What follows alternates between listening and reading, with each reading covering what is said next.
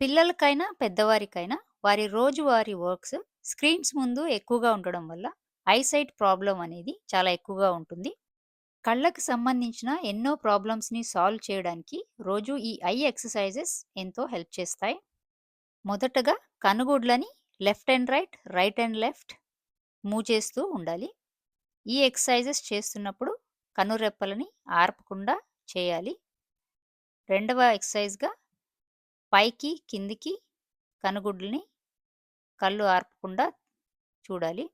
అలాగే క్రాస్‌గా right to left, left to right క్రాస్‌గా గుడ్లని పైకి, కిందికి మూవ్ చేయాలి. ఇప్పుడు చివరిగా కనుగుడ్లని సర్కిల్ మోషన్‌లో గుండ్రంగా రైట్ నుంచి లెఫ్ట్‌కి, లెఫ్ట్ నుంచి రైట్‌కి మూవ్ చేస్తూ ఉండాలి. ఈచ్ ఎక్సర్‌సైజ్ 6 టైమ్స్ చేసుకోవచ్చు. ఎక్సర్‌సైజ్ తర్వాత కళ్ళకి ఒక ఫ్యూ మినిట్స్ రెస్ట్ అనేది ఇవ్వాలి. కళ్ళు క్లోజ్ చేసి హ్యాండ్స్‌ని రబ్ చేసుకొని అరచేతుల్ని కనుగుడ్లు పైన ఒక ఫ్యూ మినిట్స్ ఉంచుకొని రెస్ట్ తీసుకోవచ్చు.